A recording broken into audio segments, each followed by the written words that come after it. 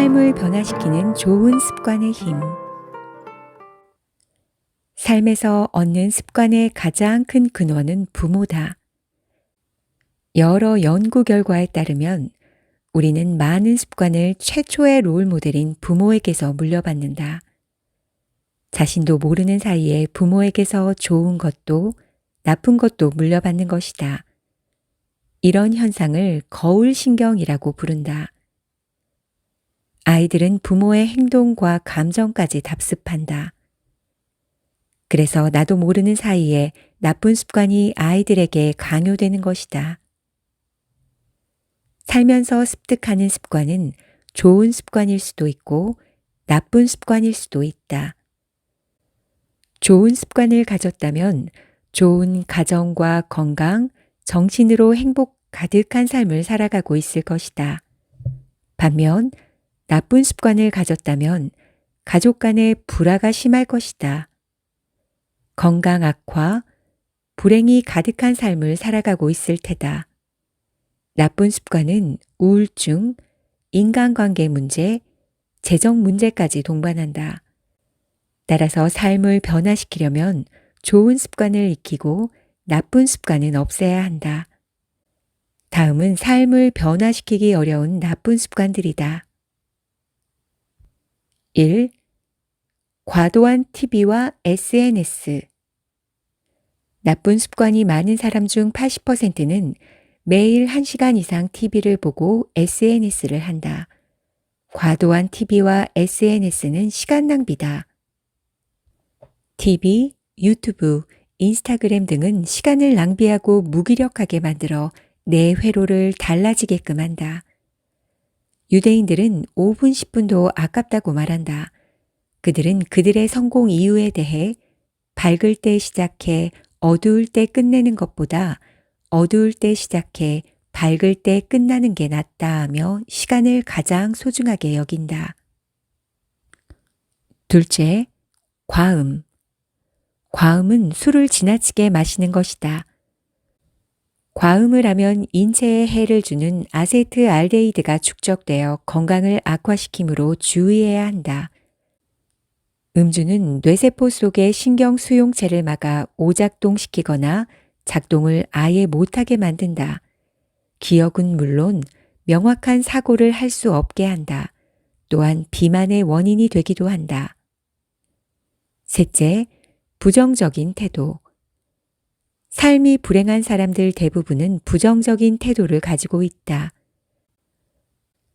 부정적인 생각을 선택하면 더 부정적인 생각에 사로잡혀 괴롭다.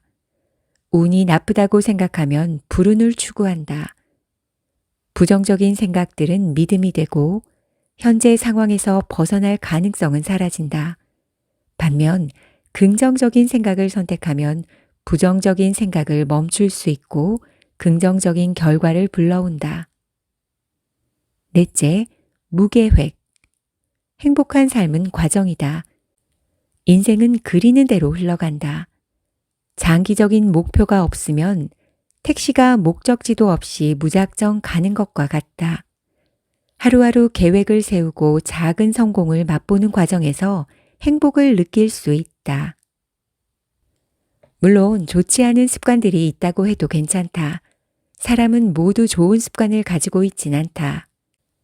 나쁜 습관을 좋은 습관으로 바꾸려는 데 중점을 둔다면 누구나 행복한 인생을 살 수 있다. 습관은 자라온 환경, 즉 가족 문화, 교육, 경험, 환경 등에서 반복되는 행동과 생각으로 만들어진다. 인간의 사고방식은 습관의 지배를 받는다. 마이너스 습관을 가진 사람은 마이너스 사고를 하고 플러스 습관을 가진 사람은 플러스 사고를 하기 마련이다. 좋은 습관을 익히는 건 하루아침에 이루어지지 않는다.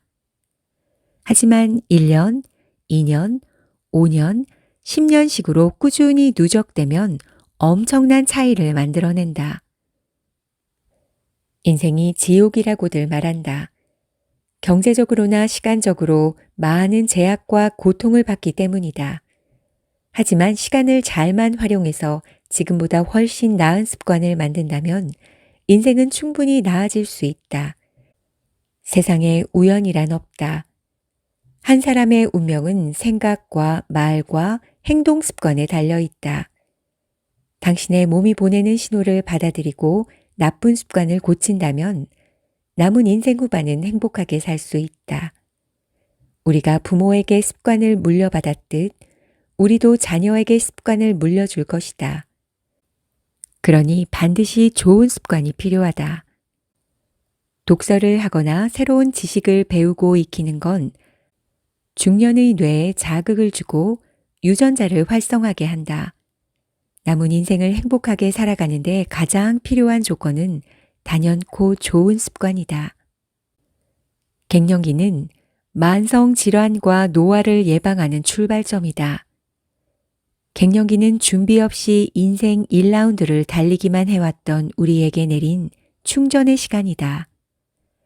그간 열심히 달려온 스스로를 다독이며 남은 2라운드 인생을 위해 뒤를 돌아보고 부족한 나를 채우며 다시 충전하고 행복한 삶을 맞이할 수 있도록 신이 내린 축복의 시간인 것이다. 변해야겠다고 꿈꾸는 순간부터 삶은 빠르게 변한다. 성공한 사람들은 지식을 얻거나 유지하고자 매일 30분 이상 독서를 한다. 나 또한 성공한 사람들의 전기를 읽으며 좋은 습관을 가지려 했고 인생을 지혜롭게 살아가는 교훈을 배웠다.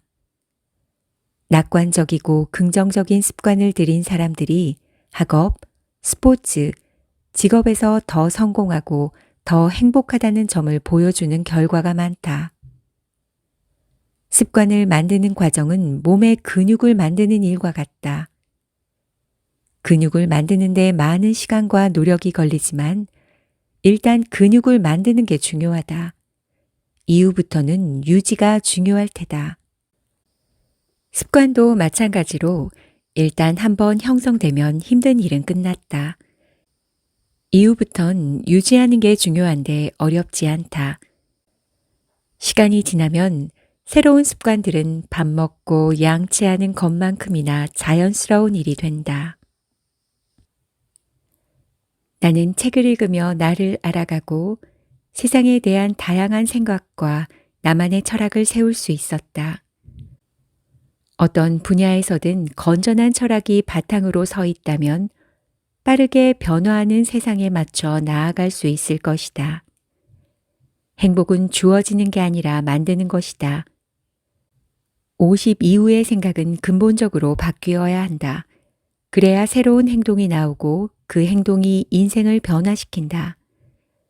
누구나 적당히 게을러지고 재미있어지고 편안해지고 싶어 하기 마련이다. 그러나 적당히 해서 빠져나오지 못해 귀중한 시간을 헛되이 보낼 수 있다. 누구나 비슷한 조건에서 출발한다.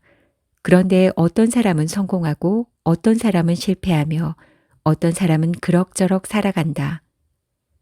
대부분 출발이 비슷했다는 것도 또 노력과 차이가 있었다는 것도 모르고 결과만 놓고는 세상이 불공평하다고 이야기한다. 성장이 없으면 지금과 똑같은 삶을 반복적으로 살아야 한다는 뜻이다. 솔개는 장수하는 조류로 알려져 있다. 최고 70년까지 수명을 누릴 수 있다. 그런데 장수하려면 40세가 되었을 때 매우 고통스럽고 중요한 결심을 해야 한다. 솔개에겐 두 가지 선택 상황이 있다. 죽을 날을 기다리든가 6개월에 걸친 매우 고통스러운 갱생 과정을 거쳐 다시 사냥할 수 있도록 변신하든가. 갱생의 길을 선택한 솔개는 산 정상 부근으로 높이 올라가 둥지를 지어 머물며 고통스러운 수행을 시작한다.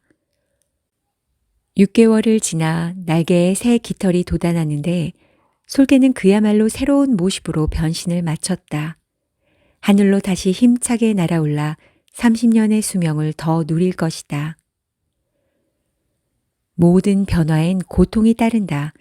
진정으로 변화를 원한다면 도전해 볼 가치가 있지 않을까? 뼈를 깎는 고통을 이겨야 30년을 더 살 수 있는 솔개처럼 의식을 변화시켜야 한다. 그러기 위해선 적당히가 아닌 고통스러운 갱생의 고통을 감내해야 한다. 바라는 삶을 위해 현재의 안락함을 어느 정도 희생해야 하는 것이다. 어디에 사는 게 중요한 게 아니라 어떻게 살고 있느냐는 질문에 대답할 수 있어야 한다.